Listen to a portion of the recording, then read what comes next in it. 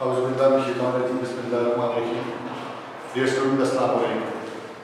आज की क्लास में हम मकातीब गालिब में से एक ख़त बनाम मीर मेहदी मजरूह पढ़ेंगे।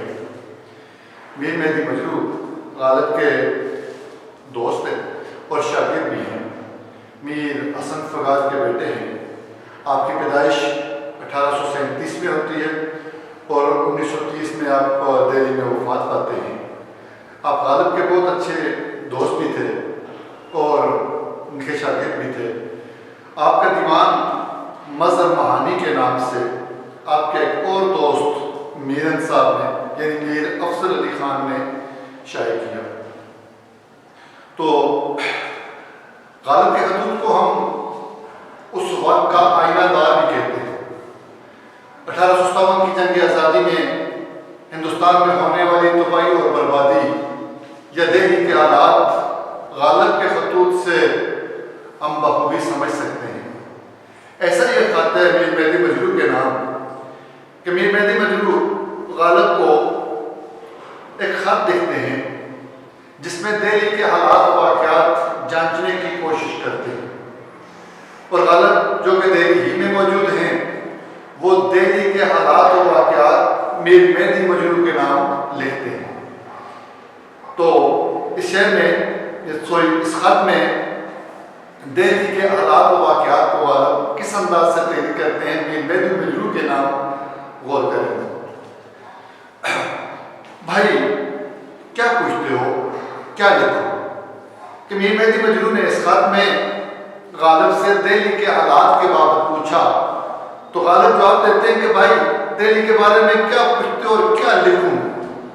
यानी कहना ये चाहते हैं कि दिल्ली के हालात इंतहाई नागुफ्ताबे हैं, इंतहाई खराब।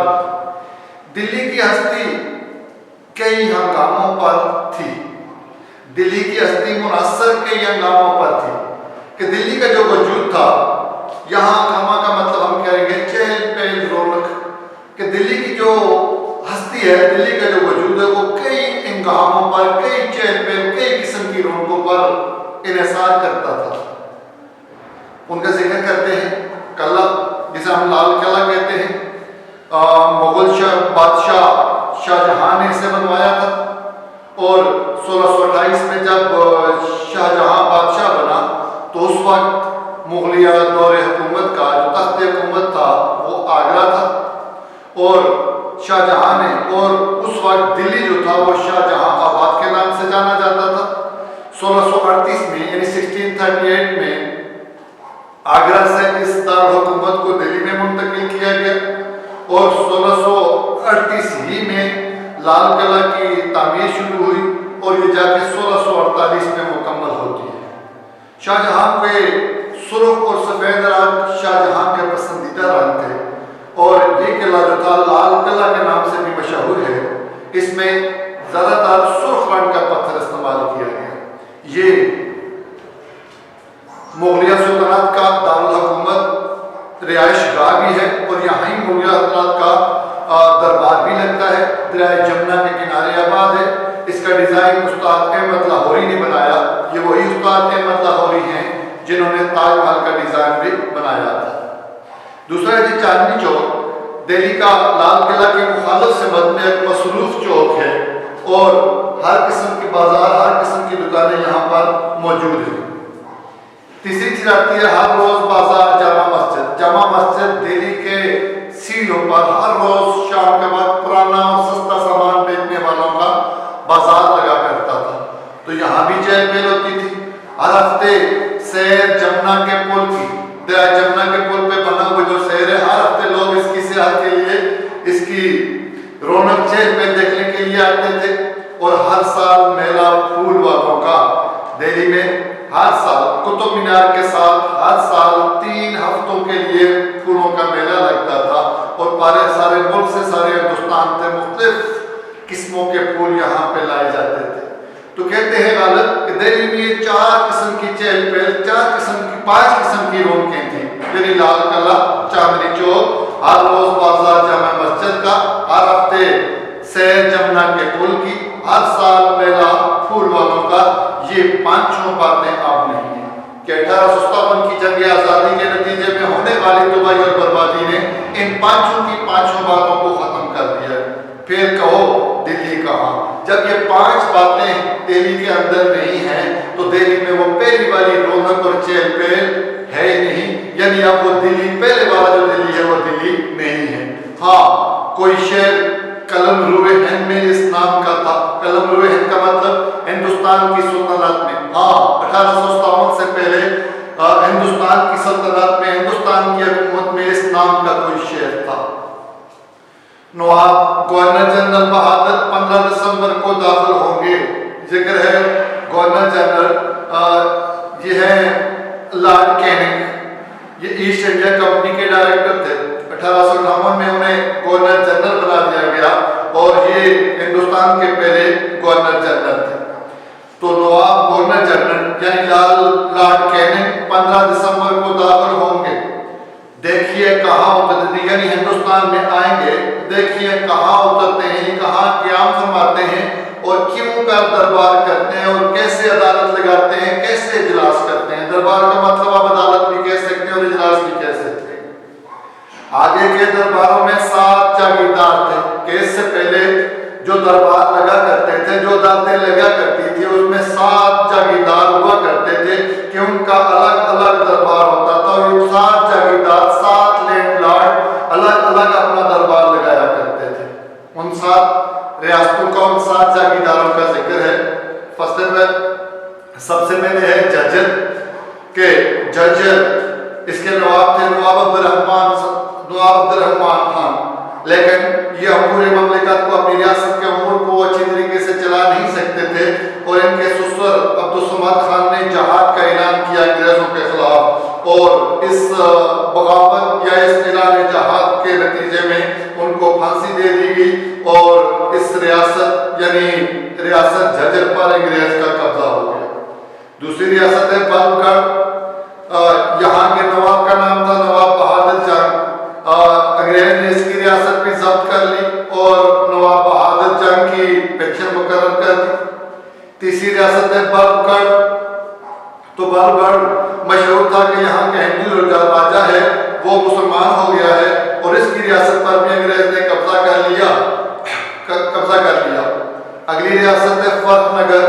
फर्रुखनगर के नवाब को भी फांसी दे दी गई और उसकी रियासत पर भी अंग्रेज ने कब्जा कर लिया, उसकी रियासत को भी जब्त कर दिया। अगली रियासत है दुजाना। हिंदुस्तान की एक खुशहाल रियासत थी और जब दिल्ली में बिजली नहीं थी तो उस वक्त दुजाना में बिजली थी। अवाम की भलाई और फलाह के लिए तमाम काम इस रियासत के अंदर किए जाते थे और इसे भी हिंदुस्तान में शामिल कर दिया गया। इस पर भी अंग्रेज ने कब्जा जमा लिया। अगली रियासत है पटौदी के ये भी इंडिया के साथ शामिल हुई। इसके जो नवाब थे नवाब इफ्तिखार अली खान, ये इंग्लैंड क्रिकेट टीम में भी खेले और हिंदुस्तान की क्रिकेट टीम में भी खेले। उनके बाद उनके जानशीन नवाब मंसूर अली खान, ये भी इंडिया की टीम में रहे और उसके कैप्टन रहे 1960 की दहाई में। उसके बाद इनके फर्जंद नवाब सैफ अली खान, जो फिल्म इंडस्ट्री का एक जाना पहचाना नाम है। चूंकि नवाब के ज्यादातर ताल्लुकात अंग्रेजों के साथ थे इसलिए इस रियासत को ज्यादा नुकसान नहीं पहुंचाया गया। अगली रियासत है लोहारो। लोहारो भी 1803 में ये रियासत तख्लीक हुई, अहमद बख्श शाह ने कायम की और इसके आखिरी जो नवाब थे अमीनुद्दीन अहमद खान थे। इस रियासत को भी हिंदुस्तान में शामिल कर लिया गया, अंग्रेज ने इस पर कब्जा कर लिया। यहाँ गालिब ये कहना चाहते हैं कि 7 रियासतों का जिक्र किया। कहता है कि इन 7 रियासतों में से 4 महदूम में महज हैं कि इनमें से 4 रियासतें जो है बिल्कुल खत्म हो गई हैं। 3 जो बाकी रहे, 3 जागीरदार बाकी हैं। इसमें दुजाना, लोहारो क्या है? तख्त हुकूमत हांसी असार, जो कि हांसी असार के दारुल हुकूमत है और तीसरा पटौदी हाजर। ये 3 रियासतें बाकी बच गई हैं। बाकी 4 रियासतों पे अंग्रेज का कब्जा हो गया, वो जागीरदार खत्म हो गए। अगर हांसी असार के साहब कमिश्नर के अगर हांसी असार के जो कमिश्नर साहब हैं वो इन दोनों को यहाँ ले आए, किन दोनों को यहाँ ले आए? लोहारो और पटौदी वालों को यहाँ ले आए तो 3 रईस, 3 जागीरदार, 3 अमीर होंगे वरना एक रईस। कौन सा? हंसी साहब वाला बाकी बचेगा। अगर वो 2 इसके कहने पे इसकी दावत पे यहाँ ना आए, नवाब गवर्नर जनरल लॉर्ड कैनिंग के इस दरबार में शिरकत के लिए ना आए, तो सिर्फ एक नवाब रह जाएगा, एक रईस रह जाएगा। और वो कौन सा रईस होगा? वो हंसी साहब के रईस होंगे। रहे दरबार आम वाले महाजन, महाजन का मतलब कारोबारी या दौलतमंद लोग या सूद का कारोबार करने वाले, यहाँ मुराद सिर्फ हिंदू हैं, ये सब मौजूद होंगे। यानी दरबार आम वाले जो महाजन हैं, हिंदू हैं, वो सब मौजूद होंगे। गालिब कहते हैं कि हिंदुस्तान की तबाही और बर्बादी, दिल्ली की तबाही और बर्बादी ने मुसलमानों को भी बहुत ज्यादा मुतासर किया। अहले इस्लाम में सिर्फ 3 आदमी बाकी हैं कि मुसलमानों की नुमाइंदगी करने वाले मुसलमानों में से सिर्फ 3 लोग बाकी हैं। मेरठ में मुस्तफा खान, हिंदुस्तान का एक इलाका मेरठ, वहाँ मुस्तफा खान, सुल्तान जी एक और इलाका, वहाँ मौलवी सदरुद्दीन खान, और बल्ली मारो जो गालिब के मोहल्ला के नाम है, उसमें सगे दुनिया, सग फारसी जुबान में कुत्ते को कहते हैं कि दुनिया का कुत्ता, मुराद ले रहे हैं एक अदना, एक हकीम सा आदमी। अपने बारे में गालिब कह रहे हैं मौसूम बा असद, जो असद के नाम से जाना जाता है। तीनों मरदूद कि ये तीनों क्या हैं? इनको रद्द किया हुआ है। मदरूद में दत्कारे हुए हैं या शेर बदर किए हुए हैं। महरूम जिनसे सब कुछ छीन लिया गया है। और ममूम का मतलब गमकीन, कि ये तीनों ऐसे हैं, मरदूद भी हैं, मदरूद भी हैं, महरूम भी हैं और ममूम भी हैं। गालिब एक शेर का सहारा लेते हैं, कहते हैं तोड़ बैठे जब कि हम जामो सबू, फिर हमको क्या आसमान से बादाए गुलफाम गर बरसा करे। गालिब कहते हैं जाम का मतलब प्याला, सबू का मतलब सराय। शराब का जिक्र है कि जब हमने शराब से तौबा कर ली, जब हमने शराब पीने से इनकार कर दिया, जाम और सराय दोनों को तोड़ दिया, अब हमारा शराब के साथ कोई ताल्लुक नहीं है। तो अब अगर आसमान से बादाए गुलफाम का मतलब सुर्ख रंग की शराब, क्या अगर आसमान से सुर्ख रंग की शराब भी बरसे तो मुझे इससे क्या लेना देना। कहना ये चाहते हैं कि जब दिल्ली खत्म हो गया तो हमारा इख्तियार भी खत्म हो गया। मीर मेहदी मजनू से कहते हैं तुम आते हो चले आओ, अगर तुम आना चाहते हो, दिल्ली आना चाहते हो तो आ जाओ। जानसार खान के छत्ते की सड़क, खान चांद के कूचे की सड़क देख जाओ। जहां आके तुम क्या देखोगे? जानसार खान के जो इलाके की सड़क थी वो भी देख जाओ, खान चंद के कूचे, खान का चंद के मोहल्ले की जो सड़क है वो भी देख जाओ। यानी यहाँ तबाही और बर्बादी है। जो शाहराएं, जो सड़कें कभी मसरूफ हुआ करती थी, जहाँ चेल पेल और रौनक हुआ करती थी, वो तबाह और बर्बाद हो गई। बलाकी बेगम के कूचे का ढहना, ढहना नहीं गिरना, कि बलाकी बेगम का जो मोहल्ला था वो गिर गया, वो जमीन बोस हो गया, वो तबाह और बर्बाद हो गया। और जामा मस्जिद के गिर्द 70-70 गज गोल मैदान निकलना सुन जाओ।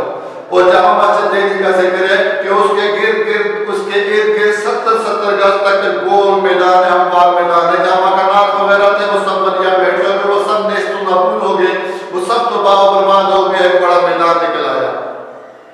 और क्या देख जाओ? गालिब अफसरदा दिल को देख जाओ कि गालिब को, परेशान हाल गालिब को, रंजीदा गमगीन गालिब को भी दिल आकर देख जाओ और चले जाओ। आखिर में गालिब अपने कुछ रफ़ाका को सलाम भेजते हैं कि मुत्तहिदुल हसन मीर सफरार हुसैन को दुआ। मुत्तहिद का मतलब इज्तिहाद करने वाला, मीर कुरान और सुन्नत की रोशनी में दीनी मसाइल का हल पेश करने वाला। जहाँ मुराद ले सकते हैं बहुत बड़ा आलम, असर का मतलब जमाना, जमाने के बहुत बड़े आलम मीर सफरार हुसैन को मेरी तरफ से दुआ पहुंचाना। हकीम और मुल्क के सबसे दाना आदमी, हकीम अक्लमंद आदमी, दाना आदमी मीर अशरफ अली को दुआ कि इन तक भी मेरी दुआ पहुंचाना। कुतुबुल मुल्क मीर नसीरुद्दीन को दुआ।